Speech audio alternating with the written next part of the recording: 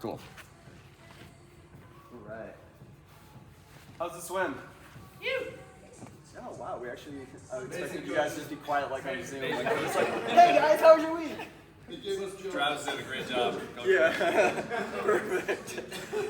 All right guys, welcome to the Run Clinic. We're gonna kind of get going on something that is, everyone knows how to run, right?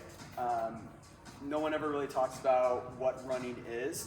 And so we're gonna go through a little bit more of an in-depth explanation of how to run faster. At its very basic principle, the overview of running, there's two things that you can do to improve. You can step longer, have more distance per stride, or you can increase turnover. Those are the two things that really influence how fast somebody runs. Just like in cycling, you have RPMs, how fast you're spinning over your pedals, your cadence. Same thing in swimming, strokes per minute. A lot of swimmers will try to be really efficient, minimize their strokes per minute, get a lot of distance per stroke. Same thing with running. We want to think about, hey, how much distance are we getting per stride, and looking at our turnover as well. So, those are the two things that truly influence how fast somebody runs. Now, as I was saying, nobody really grows up learning how to run. I don't think I ever had any run instruction until I was 22 and had a coach who talked to me about running. I ran cross country all throughout high school. The moral of the story was go out and run. No one really talked about body positioning. No one really talked about foot placement. And we typically learn to run during other sports, usually soccer, football, volleyball. Ball sports and running acts as a punishment, kind of sometimes creates a pretty bad relationship with running from an early on stage. So, things to remember. Running has the highest likelihood of injury. So if we're starting running, please ease into it. There's a lot of macro muscles, tendon strength, a lot of things that go into developing a healthy run. And the people who are able to run these really high mileage weeks, 100 miles a week, whatever, they've built into it very gradually, very slowly. And so keep that in mind wherever you are with running, is that this is a slow process, and kind of looking at some of these form things is really going to help in the long term avoid injury. Last thing to remember, everyone runs slightly different. I'm going to be showing you the preferred way to run, the physics of running, how we can run, where we can improve things, but everyone's going to be slightly different, all right? Don't try and fix everything all at once. Keep things in your mind as we progress. Everyone is going to still have some slight variations. No one's going to run exactly the same. If you look at the Olympics, you can watch 20 different marathoners in the front pack, and they're all going to have slightly different running form.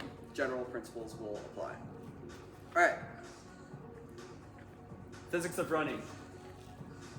These are the 6 things that we're going to be going through on today's PowerPoint slides here. So, running is a controlled fall is the first principle. We're going to talk about the 2 forces that are applied in running.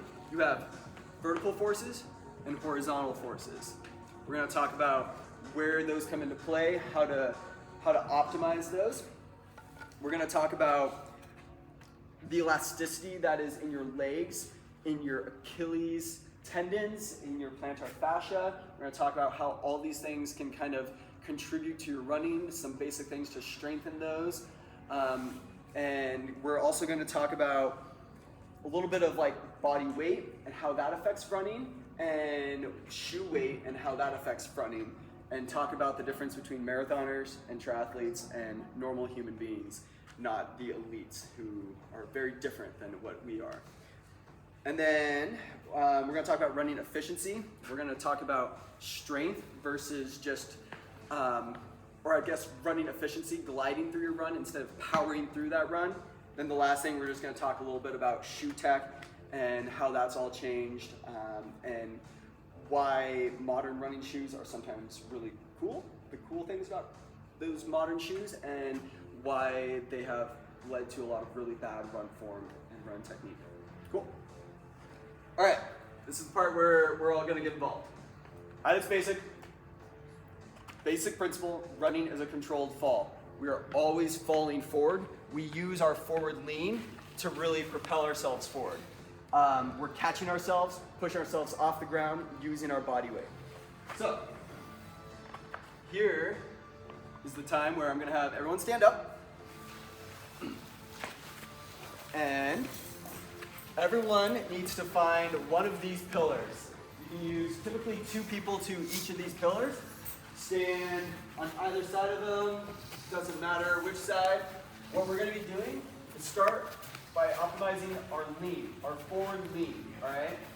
I'm gonna use this pillar to demonstrate. When we run, we wanna have a forward lean. We wanna stay tall and straight through the femurs, through the hips, all through the spine, the torso, the neck. We're getting this full system to go forward, all right? Find these pillars, put your arms out, slight lean. I'm gonna go around and see how you guys are doing. Slight lean, super easy. Keep the heels planted, bend at the ankles, slight lean. Little less, split the difference on that. Up a little bit more. Think about a realistic position that we can lean and run at. Cool. Now, once you're here, start doing a little march on the wall. Foot up and then underneath.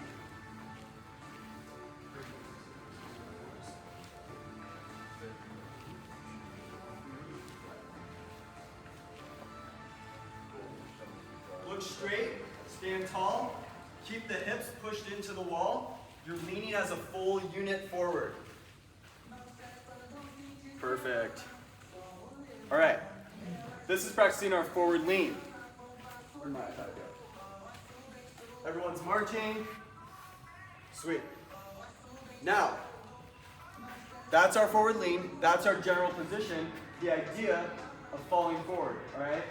Making sure you have a nice tall posture as we're leaning forward. We're not bending.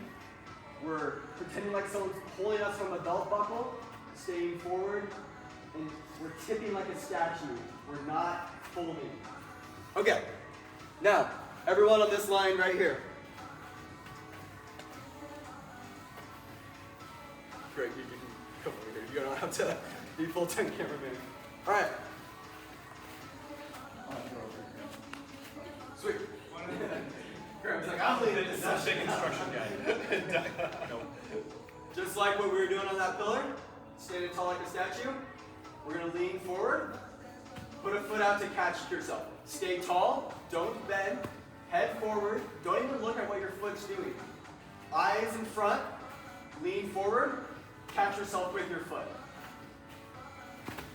Do this over and over. Stay tall, just catch yourself, and go into like 3 or 4 steps now. Fall, catch yourself.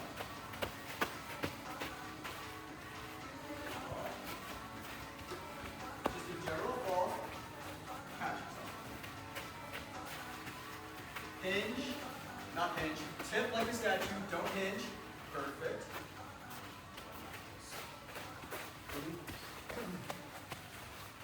Cool, I might be getting ahead of myself, but now when you do that hinge, think about placing your foot underneath your body. Hinge, don't overstride, just hinge, place the foot down. Cool, do that a couple more times. Feel free to go into a quick jog, hinge, and jog into this line.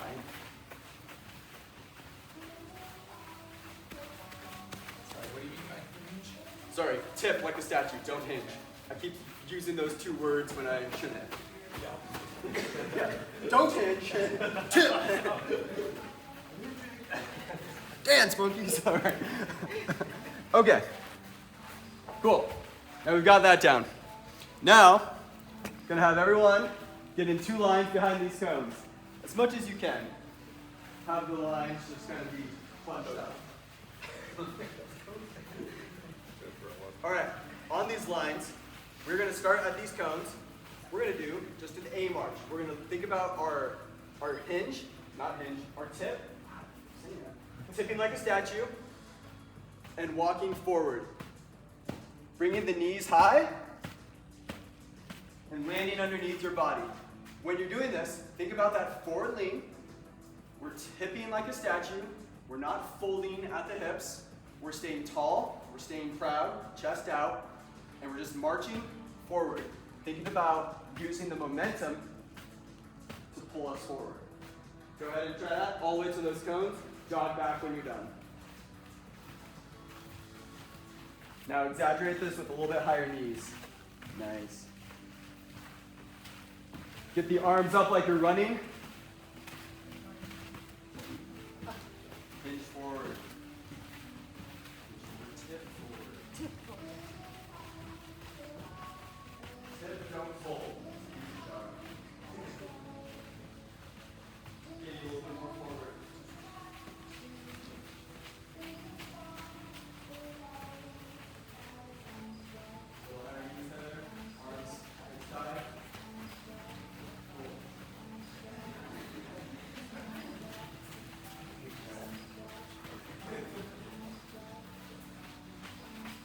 I realize telling a bunch of military folk to march might be a little presumptuous of me, but just move past that. Okay, now we're going to be doing a very similar thing with a skip. We're going to do an A skip. Double tap one foot, keeping a tall forward lean. Keep the arms pumping. Staying tall, using your fall, using your tipping to propel you forward. Not necessarily any pushing off the feet. We're just tapping and we're tipping forward. Do it again. Nice and tall, forward lean. Forward lean. At the hips. Stay tall, stay forward. Nice and vertical.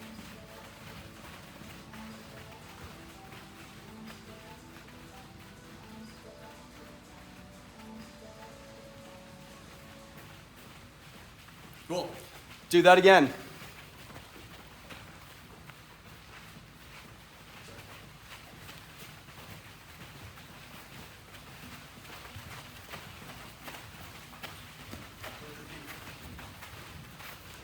Staying tall, using the arms to drive.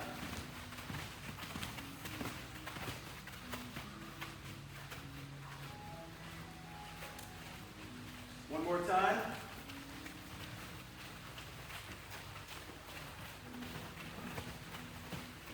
Keep the arms pumping. Staying tall.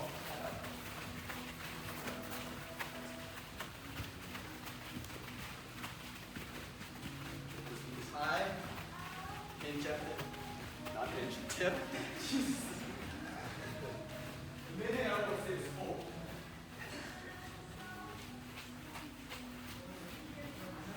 Hinge at the hips, but not in the torso. That's what I want to try to avoid. Alright. Cool. Break off in groups of two. Can I borrow you for a second? Break off into groups of two. Everyone grab the band.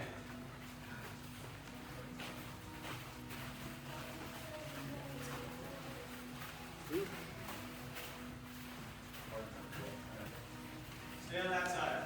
I'm going to run towards you. How many people do we have? Let me know if anyone's alone. Cool. One more for you.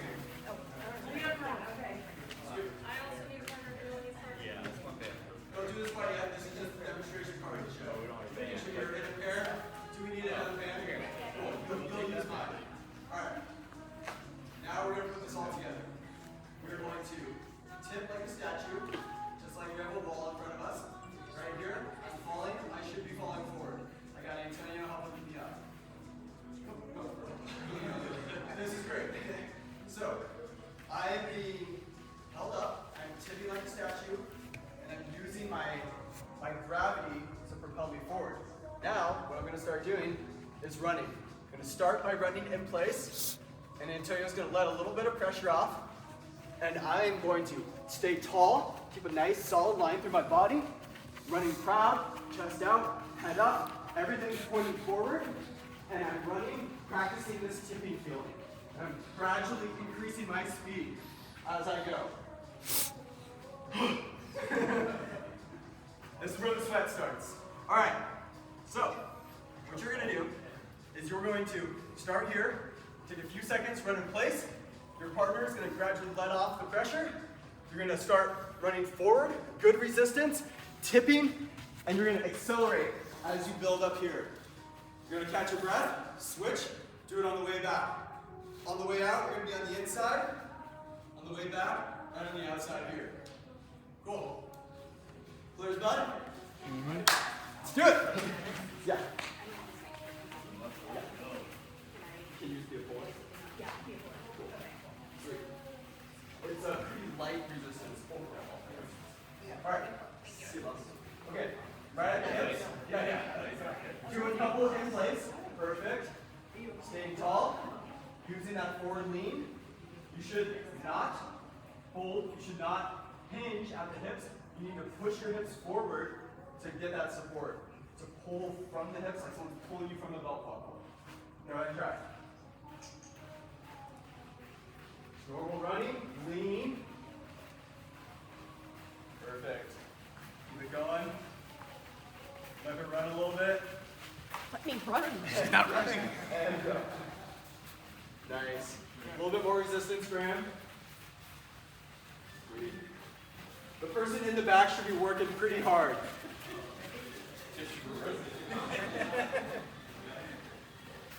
Nice. Good forward tip. Tell me when you want. I'm just being the hips loose. That's how I feel. Cool. Pumping those arms. Don't let your hips buckle. Don't let your pelvis come backwards. Pull with the pelvis. Pull from the belly button, from the belt buckle. Lean forward more, Mike. Yes. Keep those hips forward. Direct. Pull the band with your hips. Pull the band with your hips. Yes. Again. Do you want to be involved in this? Yeah. Cool. Just your normal run. Think forward. Don't let your hips get pulled back by the band. Pull from the hips. Relax. Yes. Don't let the hips come back. Yeah. Pull forward with the hips. The band is going to want to make you pull back. You're going to want to pull over or hinge at the belly button. You're resisting that. You're using this forward, this resistance. You're just fighting this from the belly button, from the belt buckle, this area. Core engagement and practicing that lean. When we're leaning, we're not leaning with our upper body, we're leaning with our entire hips. Cool. A couple more times. Now pick it up. Give it a solid sprint. Yeah. Small steps for the person holding. Nice. That was dangerous. So good. Yeah. Oh, darn. Nice, Graham. Yes. Cool. Do you all notice anything different with this running form? Heart rate's up. Heart rate's up. Yeah. Shockingly enough, when somebody's holding you with a thick rubber band, it makes you go slower. All right. We're going to do this a couple more times. Sorry, guys.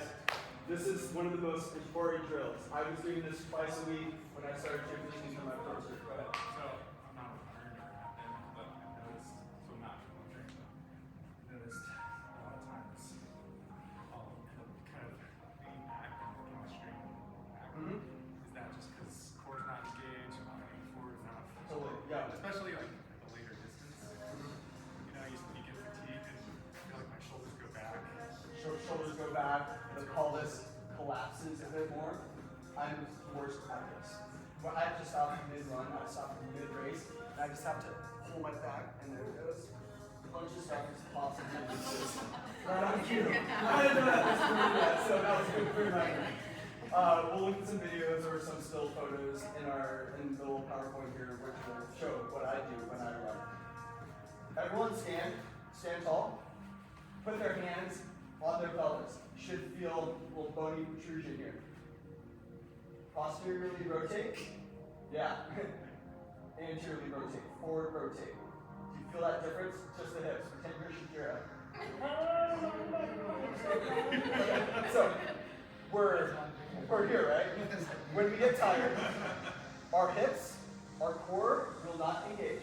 Our hips will tend to come back, allowing for a lot of low back tension, low back pain. When I say, they'll go forward, they'll collapse in.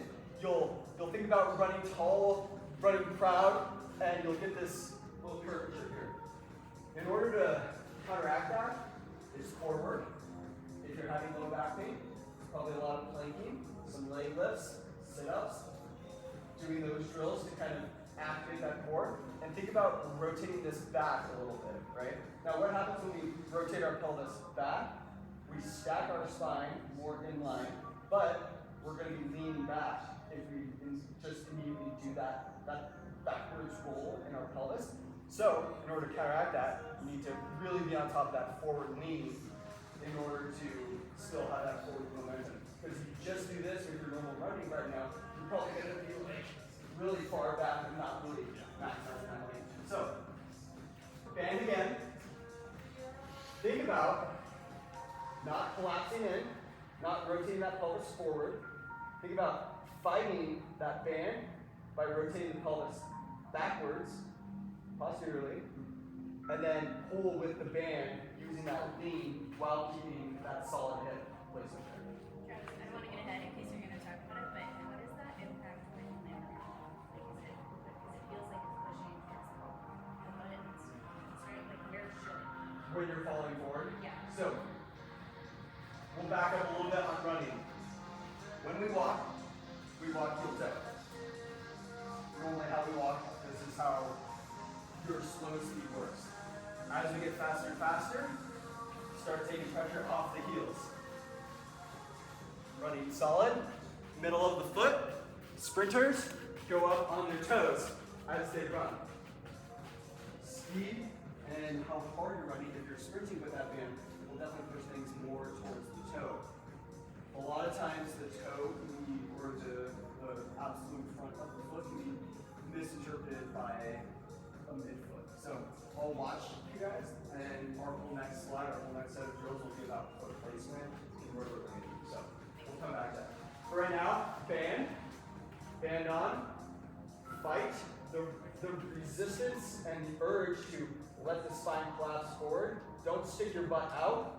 Try and stay tall and stacked. Hold that band right at the belly button, right at the belt buckle, and use that hinge forward to stay nice and taut throughout the run. Go ahead and try it again.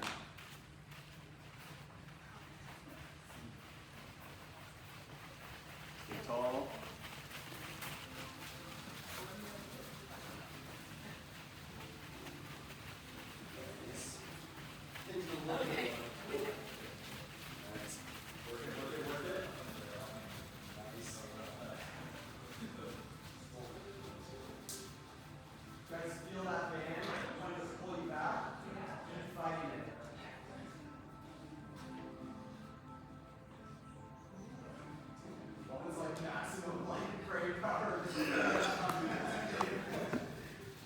Someone's pulling from your belt buckle.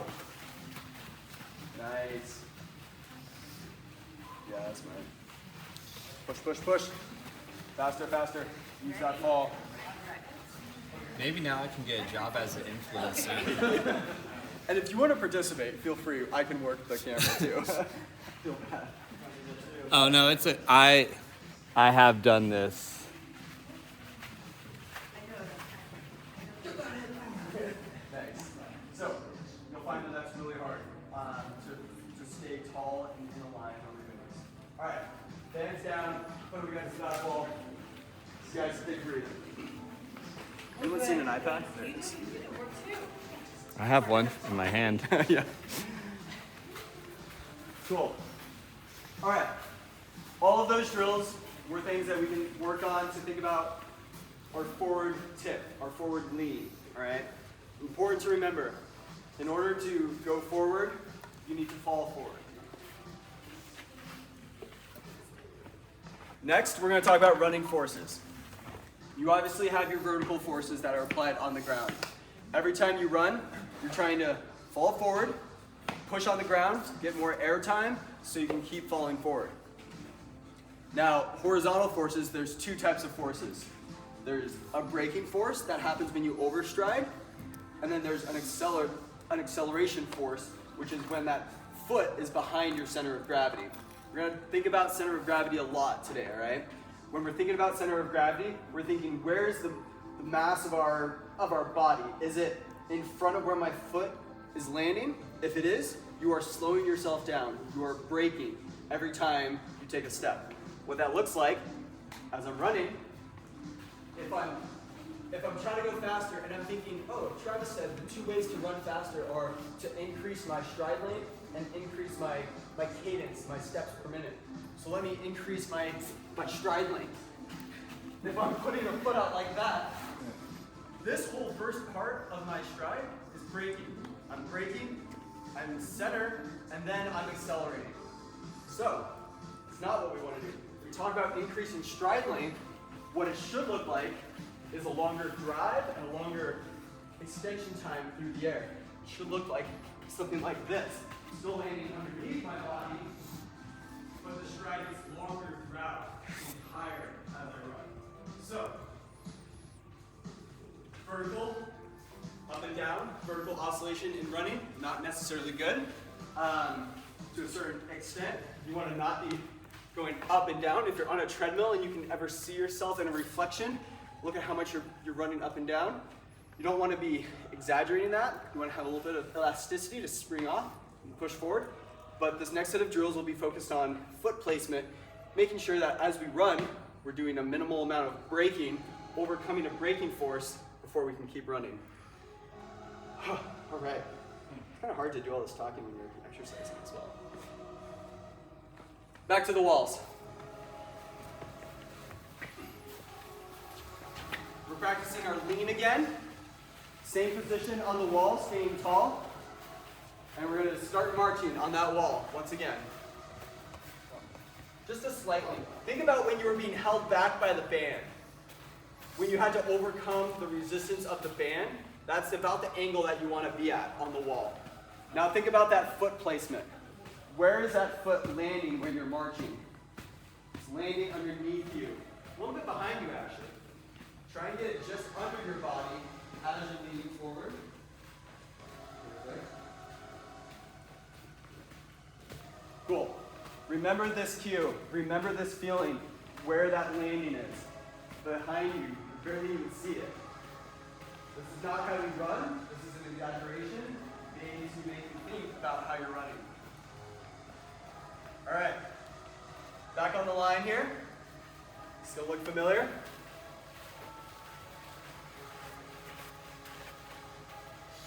Do the same thing that we were doing before. Use gravity to let you fall. Get that tip like a statue, tipping just right.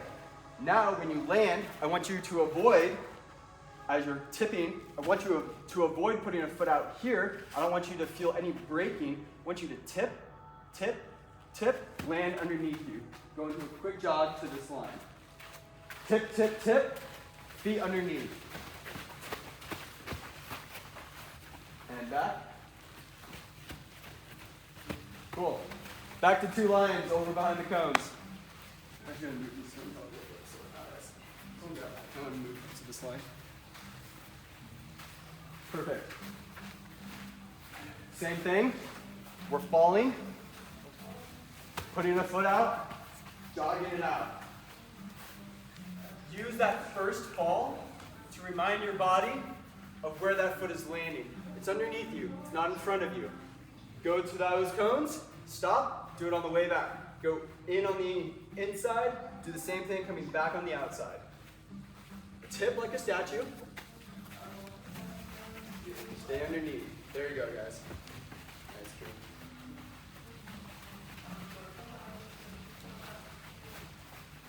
Nice.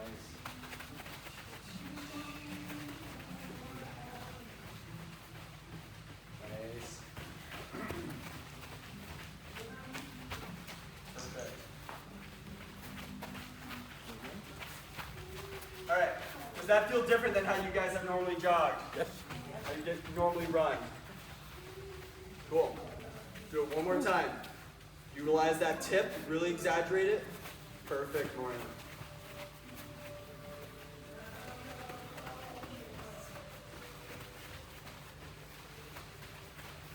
Remember to relax the feet. Just let them land underneath your body.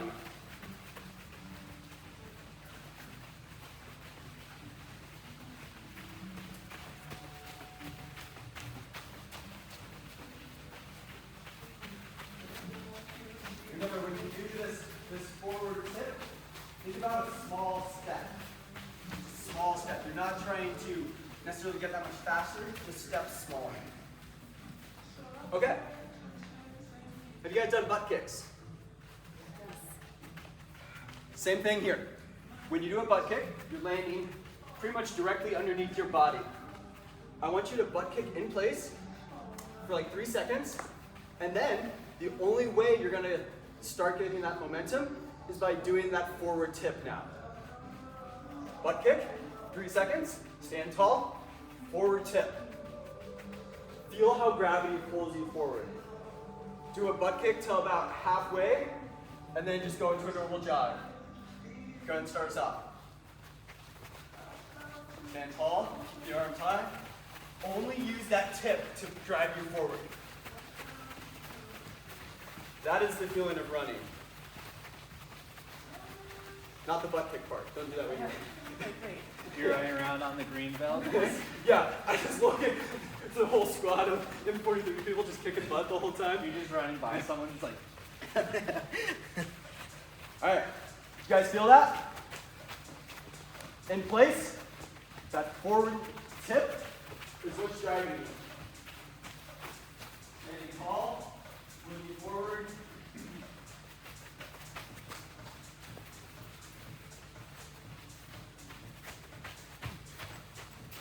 Okay, you guys have feel in the hamstring. Actually, the butt kicks feel fine. Cool. Is anything stretching the other way? Did that feel like you were landing on your toes or midfoot more? Did not think about it. What's up? I did not think about that. Cool. Just butt kick right. Let's do it one more time. Think about where your foot is being placed. Think about where you're landing on your foot.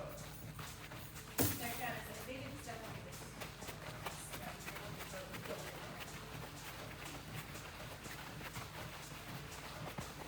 It's looking like midfoot for most of y'all.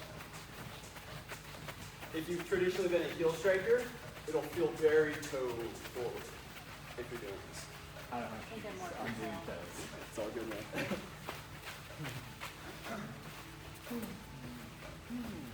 Cool. Now we're going to do the opposite. We're going to do high knees. They don't have to be super high. We're not going for maximum height here. We're thinking about fast feet. We'll talk about this when we do plyometrics a little bit more, talking about the springiness, the elasticity.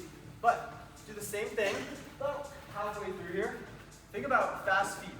Feet coming up, still landing underneath your body, using that tip to pull you forward. Fast feet, the ground is lava. Think about fast feet, but also a really soft touch as you're doing this. Go ahead and give it a shot. Remember to tip, look forward. Fast, fast, fast, fast, fast. Like you're at the calm line. Stay tall. Fast, fast, fast, fast, fast. Maybe butt kicks on this one again. Sorry. Yeah, of course. Cool. Make sure you're still landing underneath your body when you're doing this. Fast feet, standing tall, tipping like a statue. One more time.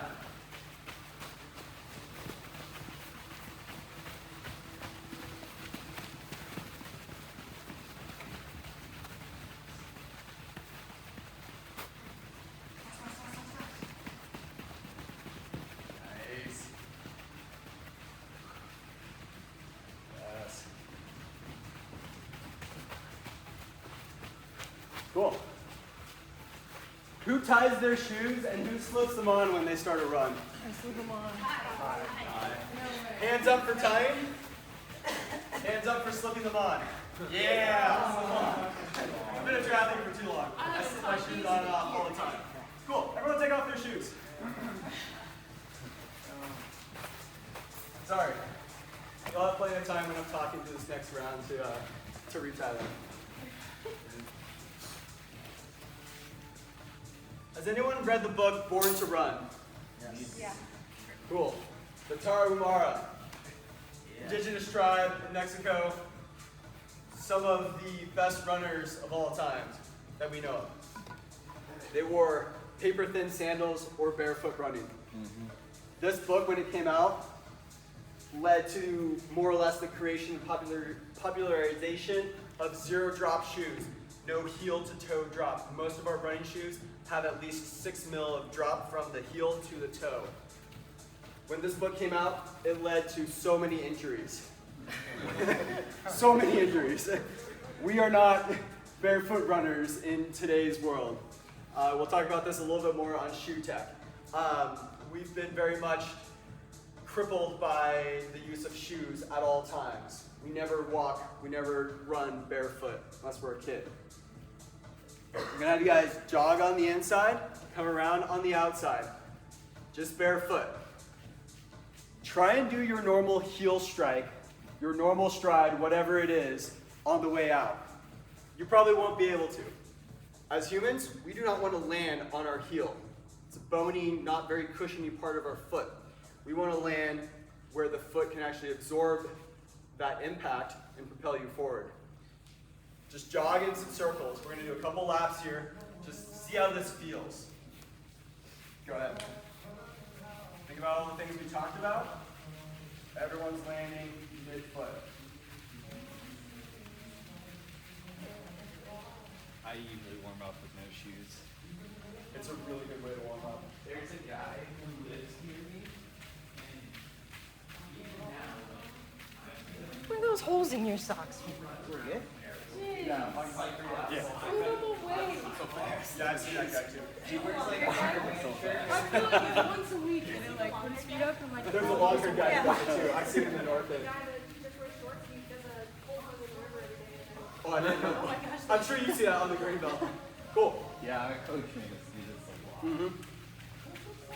If you ever have the opportunity and you are not shy about goose poop, I used to sound like I highly Correct me recommend if I'm wrong. going to Ann Morrison. Try a little lap, barefoot, A goose. or with socks on. It is really hard to run incorrectly without shoes. Your feet will get punished very quick. Do you guys feel the little bit of difference on how you're running, how it's forcing you to run with bare feet? Of course, Travis. Not much.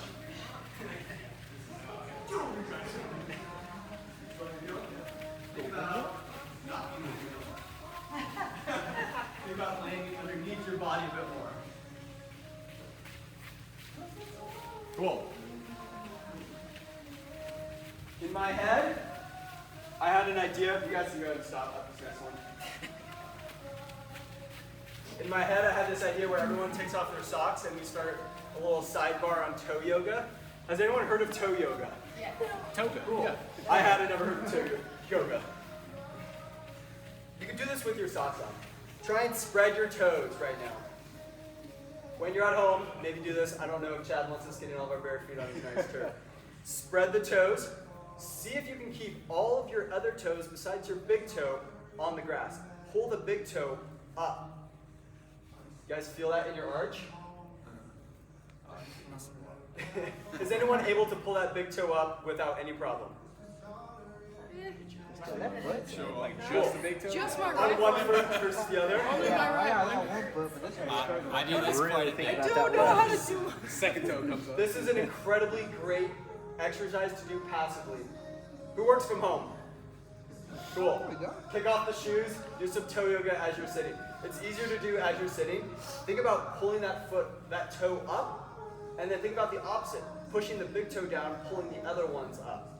You feel that strain going through your foot? Those are the micro muscles that barefoot runners can develop really well. This is a really great drill, a really good exercise strengthening process if you have any kind of plantar fasciitis, any kind of lower foot pain, metatarsal pain, Toe yoga is great. You can also try and just keep splaying those toes as wide as possible. Think about just bringing the big toe out. It's so hard. I did this, I was doing a run analysis test actually yesterday at a PT office. They were doing a movement assessment test, and they were having me try and go through these toe yoga movements. It was really messy. Did not look good for me. All right, toe yoga, something that you should seriously consider just trying. There's some good videos on how to do it, but strengthening the arch of your foot, you'll probably feel that as you're trying to pull that big toe up. Strengthening that arch will help a lot of problems. Go ahead and give me another couple laps, barefoot jogging. I do this on long runs. Like, I'll spread my toes in my shoes. As you run, like in Hokos or Ultras or something. Yeah, great.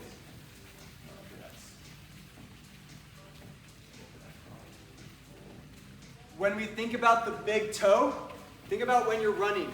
Think about when you're pushing off. Your foot will typically land on the outside and push off of that big toe. Big toe control and big toe strength is so important, even when we do camouflage it in these big bulky shoes.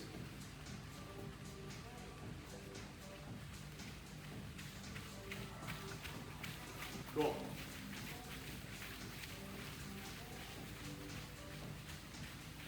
All right, and stop on this last one. The Japanese turnaround. Have you seen them do that? I know, but I always do it, and I didn't know that was called the Japanese turnaround. All right. Has anyone here done plyometrics? Cool. I talked earlier about how running is about elasticity. The main parts of the elasticity portion of your leg is your Achilles tendon. Strengthening that is super important as you run. There's also your plantar fascia. There's also micro muscles within your ankle, your foot, that can help store energy as we land and then help you release that energy as you run. We're going to do a little bit of introduction to plyometrics. Plyometrics is all about quick movements, thinking about limiting our ground contact time. The best runners will hit the ground and come back up. They will not linger on the ground. They will not collapse on the ground. They will hit the ground, use it as a spring force, store that elasticity, and spring forward again. When you think about the fastest runners, they're just going to be just tapping the ground. Just boom, boom, boom, boom. Plyometrics are a way to practice that, all right? So, one thing to keep in mind, plyometrics are also an extremely easy way to get hurt. Be very careful with these. I oftentimes don't even recommend them because they can be a little risky sometimes. We're going to do just some very basic plyometrics to introduce you to the concept. This is stuff that you can do on your own if you feel like it. If you're feeling healthy, if you don't have any leg issues, no lingering pains. I'm going to run you through a quick little exercise here. The first one is just going to be the bouncy run. The ankles are going to stay relatively locked, thinking about springiness. Lock the legs. Quick movement on the foot. Boom, boom, boom. We're staying tall, leaning forward, staying bouncy. Landing underneath our body, landing right here. Quick contact time. Give it a shot. See how it goes. 2 lines, inside, outside.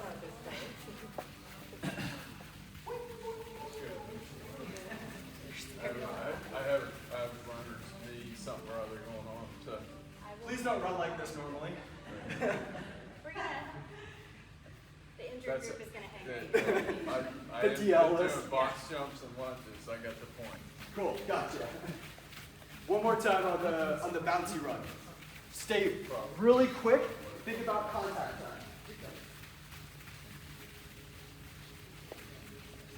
That swim today with the flipper. Can't do the flipper. Like, it's really weird. I can do the swim with the flipper. You do enough of these, you should start feeling it in kind of the arch of your foot. Plantar fascia. Ryan, how does that feel? Cool. High knees again. Think about bouncy. When we're doing this, you don't have to go super high. I'm more worried about the contact time. Be quick and deliberate with your steps. Bouncy, bouncy, bouncy. That's all we're doing. Quick contact time. Think about how soft you can hit the ground, but also how little time you can spend on that ground. Make sure to keep leaning forward as you're doing this. Your body weight is over, past the center of gravity. Reducing the natural gravity of pulling it forward over time. Doesn't have to be fast, it just needs to be quick on the ground. Nice. Then I got our triple hip, so I have to like get back in the Thanks, job. Juan. That's the thing. How's it feel? Like, I'm not worried about it. Good. Sweet. But you gotta- All right. The next step of it. This is the one where it starts getting a little bit more injury prone, so please be careful with this.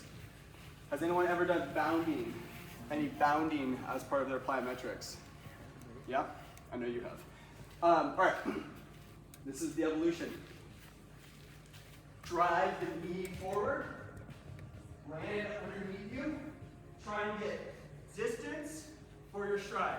Remember, there's 2 ways to increase your running. There's the leg turnover and the distance per stride. We're bounding. We're landing underneath our body, being quick. We're driving with our knee. Who here in the pool has heard me talk about when you're swimming, the recovery part of your swim stroke should be pulled with your elbow? Has anyone heard me say that? It's a similar thing with running. Your run recovery is not driven by your foot. It's driven by your knee. It's driven by your hip flexor complex, pulling the leg forward. The knee drives you forward, lands underneath you. All right? When we're doing these bounds, think about this. I'm running, I go into a bound, landing underneath myself, driving with my knee, letting the foot drag behind me. You can even drag your feet if you want. Think about getting distance, springing like a gazelle. Mario, be the gazelle. All right, give it a shot. Just jog on the way back. There you go. Takes a little while to get that feel for it. Bounding, flying, yes. Not as much of a skip, just a bound. Oh, that's cool. That's so you started with Be that? the gazelle. Wow, that's crazy. And just jog on the way back. Only do these on the way out. Nice. Give yourself a little chance to recover here. Cool. Go again. Yep. We're going to do quite a few of these. Bound. Drive with the knee. Yeah, so I think I'll train for the... We need more well, train A for skips the- or just driving? Just driving. Stop here real quick. And then tell them how to run. All right. Just as a reminder of this one, guys, we're going away from that A skip now. We're just thinking about a bound on each step. Yes, Graham, just like that. We're just bounding. That's actually school.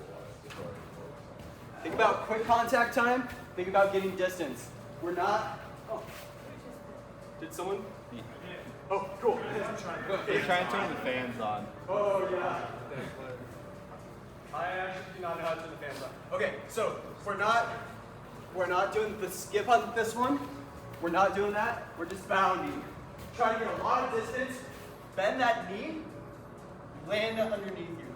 Drive with the knee. Think about soaring, and you should only see your knee. You shouldn't even see your feet on these ones. Try it again. No skipping. Just a bound. Yes. Driving with that knee. Get that knee, drive it forward.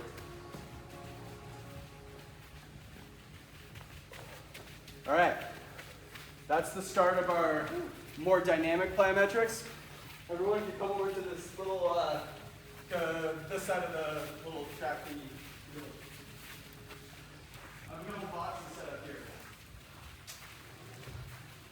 I was at the PT yesterday, I think I told you, doing a run analysis. They were talking, I asked, hey, is there anything that you recommend that I bring up to our run clinic tomorrow?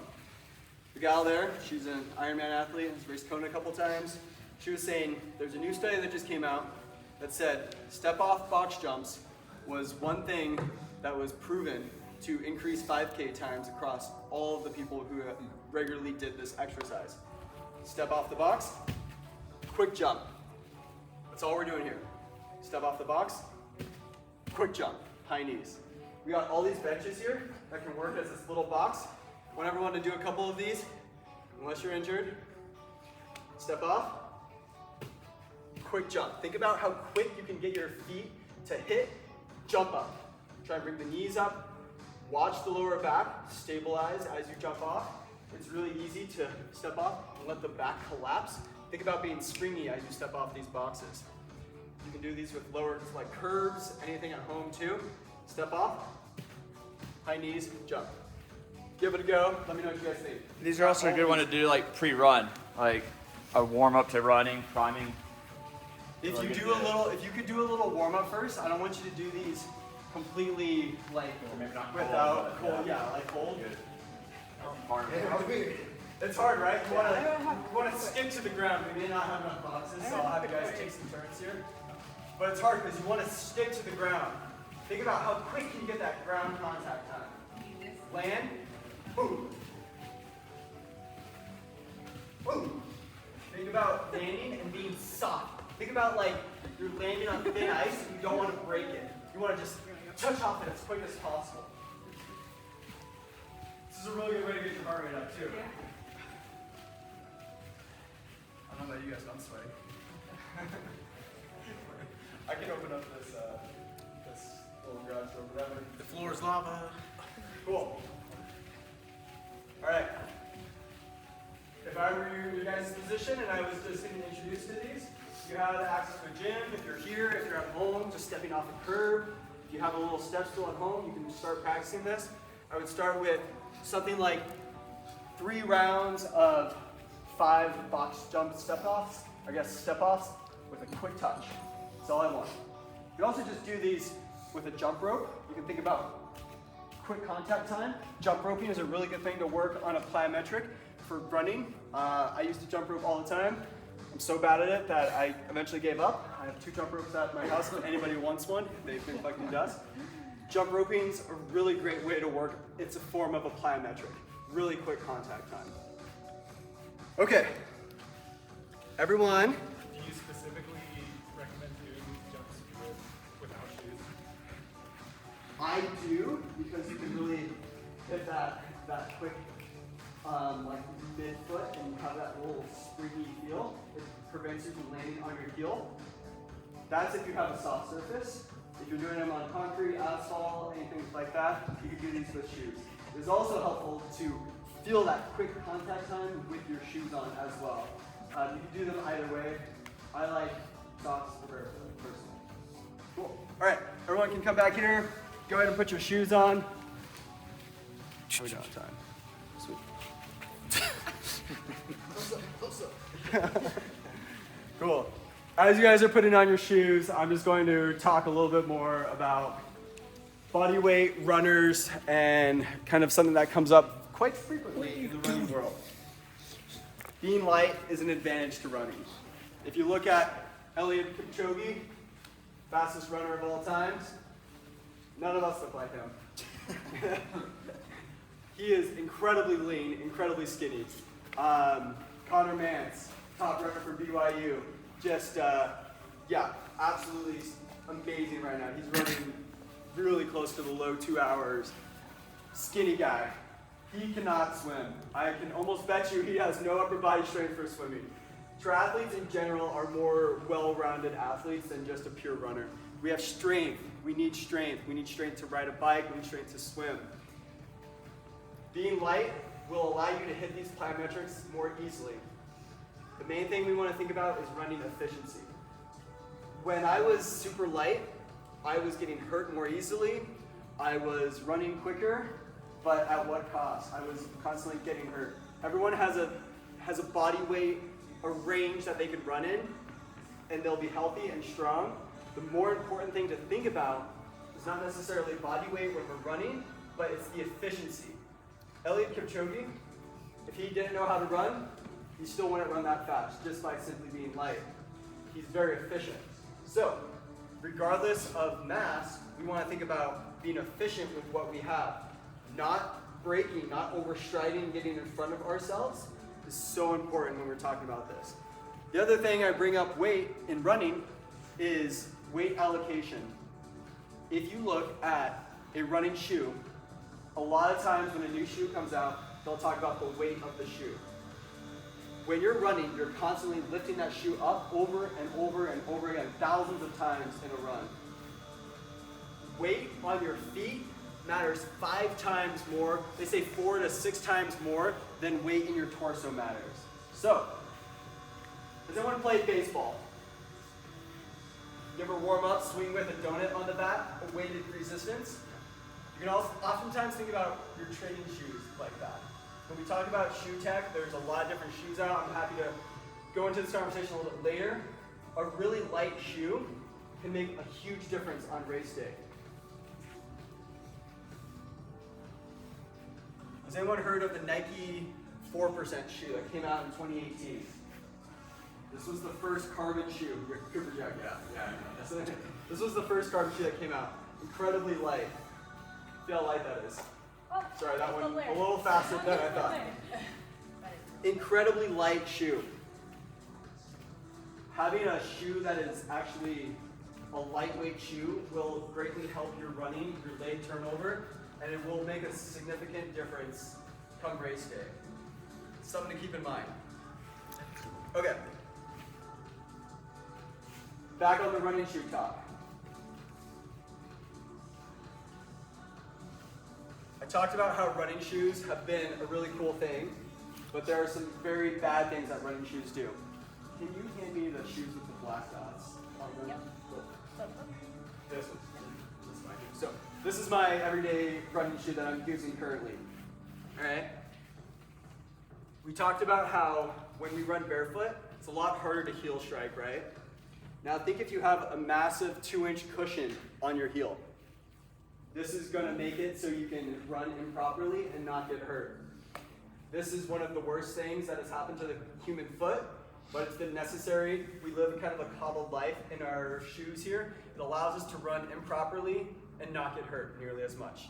None of us have, fractured heels or anything like that. We have this huge cushy bubble here, all right? Running shoes can oftentimes make our run form just go to trash. But one thing that's changed in modern days is we have concrete sidewalks. Really hard to run barefoot on those. Historically, when we're talking about the first humans, we're talking about running on dirt, on grasses, much softer surfaces. So running shoes are somewhat necessary. As a huge reminder, throughout the year, if you feel like your run form just isn't feeling great, I highly recommend doing some barefoot running. If we're after swim, it gets warmer, you can go on the grass here, do some strides, do some warm-ups on the grass barefoot. It'll remind you of what running shoes can kind of modify in your run stroke or your run stride.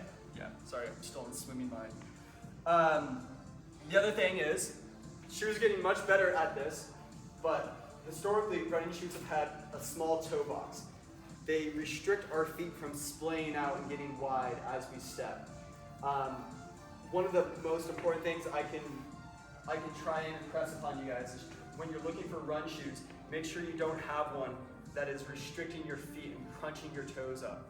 Most of us have a relatively wide foot, especially on like that metatarsal range. We want to allow the feet to naturally relax and spread out. Let the toes do what they're made to do. The really cool thing about modern running shoes is the foam. The foam in these shoes has gotten so efficient to act as an energy transferring, almost like a new tendon or like a new muscle in your body. High density foam in these shoes can help you run significantly faster than things in the past. How many miles do you guys typically get out of your running shoes? Who tracks their mileage on their running shoes? I know you do. Cool. 600. Select handful. This foam breaks down. You will know when your foam breaks down when you see your foot really start collapsing on a shoe. Different shoes have different lifespans. This shoe is only supposed to be good for about 100 miles. It's not a lot. It's very little in the grand scheme of things. Most running shoes, 500-600 miles is about how much you can get out of them. These are an expendable item. Please do not hang on to your running shoe forever. The other thing to think about if you're running back-to-back days, this foam compresses over the course of thousands of steps in a day. If you have the means, please please have multiple pairs of running shoes. Not only because you don't want to be a slave to one particular type of shoe, one particular position. It's good to have different types of shoes. I have a pair of Brooks, I have a pair of Nikes, I have a pair of Sauconys. I switch those around so I'm not just in the same shoe all the time. It's really nice to have a spread of shoes if you can. The foam compresses. Some research has shown that it takes 24 to 48 hours for that foam to fully decompress before it's back to its at-rest state. So if you're running back-to-back days, I highly recommend switching shoes for those back-to-back runs. The other big thing that you'll hear me talk a lot about in the future here too, who's heard of carbon plates in the shoes? Pretty much everyone should by now. A traditional shoe can bend and fold, right? That one's actually pretty stiff. This was the first shoe that has a carbon plate in here. There's a carbon shank that runs through the bottom of this foot. It acts as like a new tendon in your body.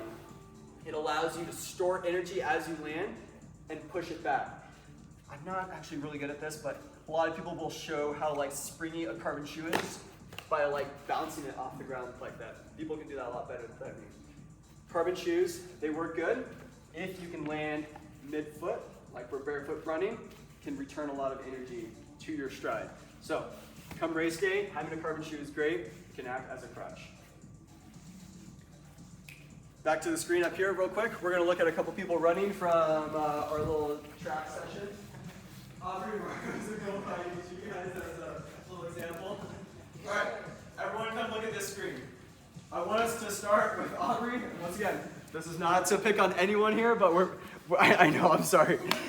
I tried to find everyone doing something a little bit different than what I would recommend, including myself on here, all right?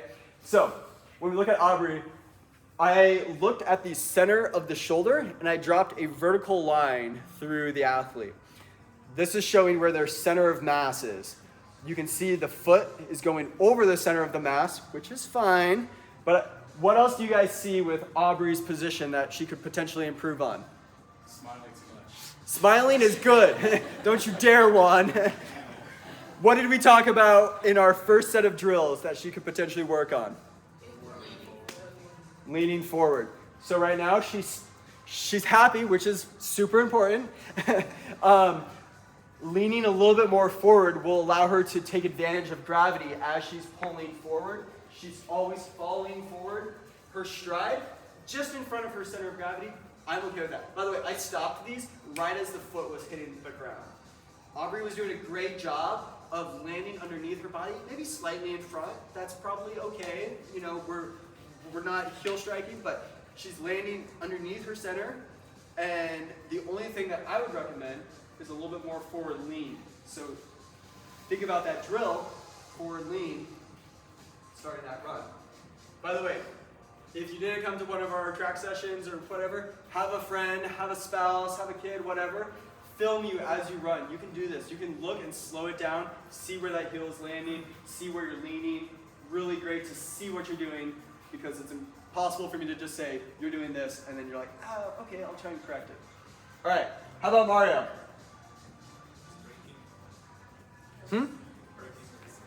Braking. Really good forward lean. Opposite of Aubrey. No offense. Really nice forward lean. He has his whole body moving forward. He's utilizing gravity to pull himself forward. But that foot is coming out really far in front. So, for the first half of his run stroke, you're braking, then you start to accelerate as you move to the midfoot. What am I doing?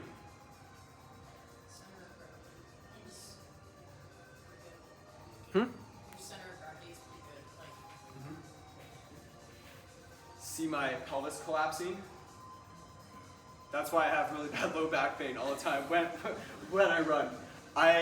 When I run, I do a couple things. I let my hips drop a bit, and I let my spine, my belly button fall forward. I need to be better at holding the core in and standing tall. Aubrey, much better than I am at that. She's standing nice and stacked on top of herself. I'm trying to exaggerate that lean. I didn't know I was doing this until I looked at myself. I was like, yeah, shit. So I'm really trying to get that forward tip. I'm almost kind of hinging and letting the spine collapse. Now, Cooper, when he was running, held 5:45 pace for 30 minutes. Really good runner. Super stoked on him. This first picture was him about 2 minutes into his run. You can see, like Aubrey, like me, he's landing just in front of his center of gravity. It's obviously not slowing him down that much. He has that forward lean. He's nice and stacked through the middle of the body. Look where his chest is pointing. Look where his eyes are looking. Forward and slightly down. That's perfect run form. I love to see that. He was running incredibly efficiently and looking super smooth. This is him at minute 29 or so, that second photo. About minute 29 of his 30 minutes of running really hard. I'm gonna guess that at mile 29, you were not feeling, minute 29, you were not feeling pretty good. You were hurt pretty bad. So what happens when we start to hurt, we start letting our stride go, stop thinking about it nearly as much. You can see he's collapsing a bit more, his leg is coming up a lot higher, he's stepping further in front, and he has pain written all over his face, which is my favorite part. But you can see the stride will break down as we get further and further into a run. One of the most important things I can stress upon you, you might be able to start a run with really good form. Ending it is a lot harder. As things start to break down deeper into your run, that's when you need to turn on the mind and start thinking about your run form a lot more. That's all I got for you guys today. Any questions, concerns, comments? Cool. All this is a lot to think about. Just like swimming, you can't think about it all at once. Keep practicing a lot of those drills. We have bands here at the field house. You can use a bike tube. I've historically used a mountain bike tube. I have my girlfriend hold me as I do some resistance running to work on that forward lean. There's a lot of ways to do this at home. There's a whole nother hour of talking about injuries, injury prevention, all that stuff. But we're gonna not look at that today. Sweet. That's how you run efficiently. For me, if I had this when I was 16, it would have changed my world. So hopefully you guys can take away at least one thing from this and keep practicing. As you go on runs, try and have someone film you. Practice this, and the only way you can really see if you're doing it better is if you get some video footage. Cool, guys. One more thing to note today. I know there's a long run on your schedule. I know a lot of you guys are probably looking to run from the field house. I am going to have to close down the field house in about 20 minutes or so. If you do decide to run from here, if you can have all your stuff in your car for when you come back, I'd appreciate that. Cool.